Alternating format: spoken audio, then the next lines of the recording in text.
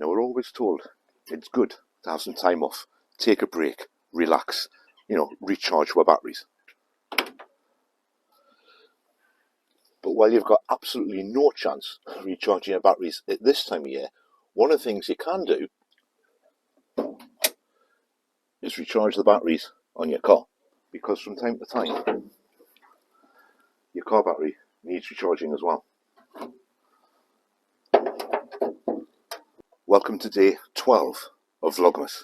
Now this is my 1975 Mark III Ford Cortina, and it's been stood for quite a while. So today I'm going to take the battery off, get it indoors, put it on charge, and see if I can get enough life into it to use it again.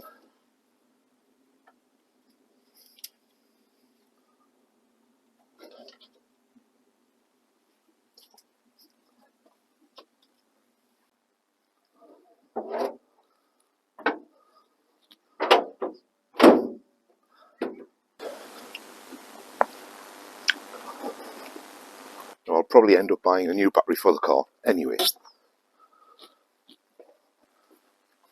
Purely because I don't know how old this battery is,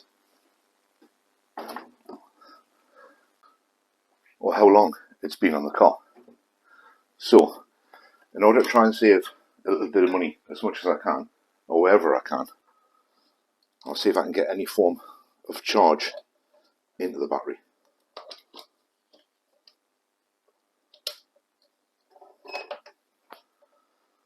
Now hopefully there's a little bit of power in it, so it'll take a charge from this battery charger. Because of course the problem with most battery chargers by these days are the fact that they have a computer chip in them.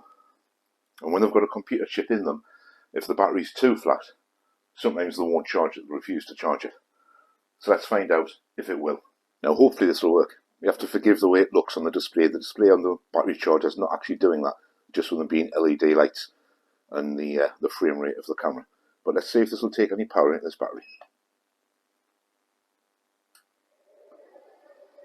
Well, it certainly looks as though it's going to.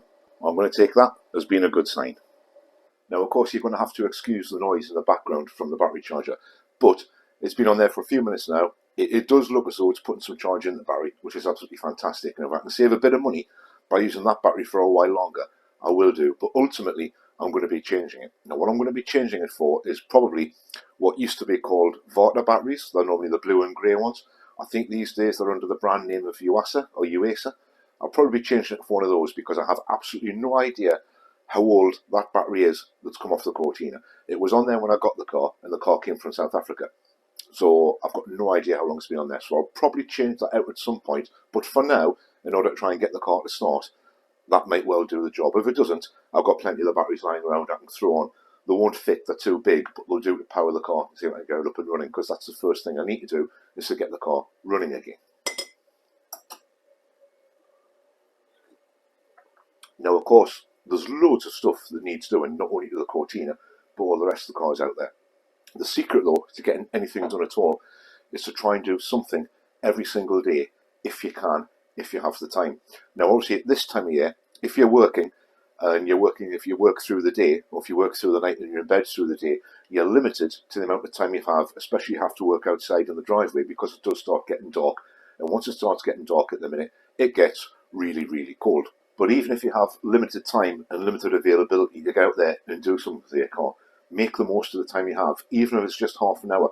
You've literally just watched me take the car out of the car. Now that's a nice simple thing to do. It's dead easy to do that. Bring it in the house, put it in the garage, plug it in the battery charger, and leave it on charge for a few hours until it's fully charged, and you can put it back in the car and get the car to start again if you're just suffering from a flat battery.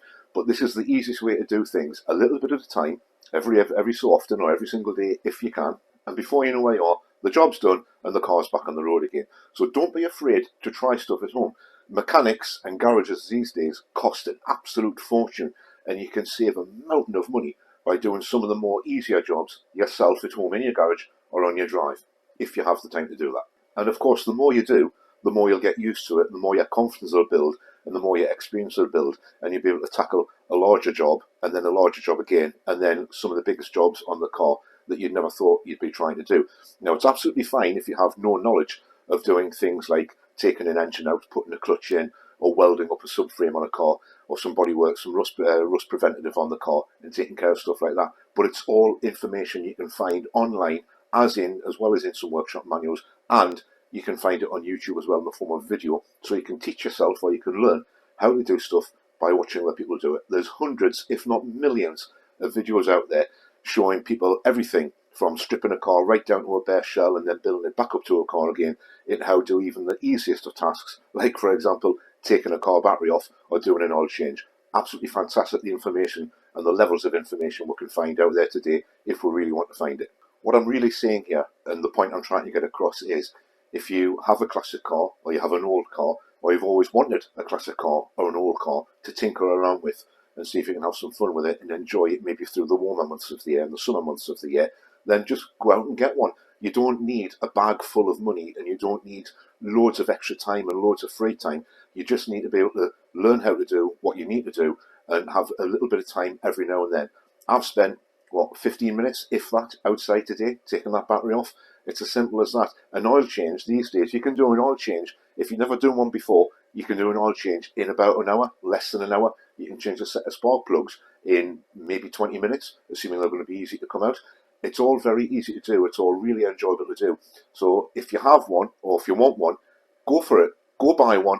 Go get outside, tinker on with it when you have the time, and make the most of it. Enjoy yourself playing with your car, your toy, whatever you want to call it. And of course, save yourself a shed load of money at the same time. Right, well, that's going to do it for day 12 of Vlogmas. If you've enjoyed this video, caress the like button on the way out and consider subscribing to the channel, especially if you want to find out how I do all the stuff on my cars and how easy it is to get through a lot of the stuff that does need doing. But for now, I'll catch you in the next one tomorrow night, 7 PM. Bye for now.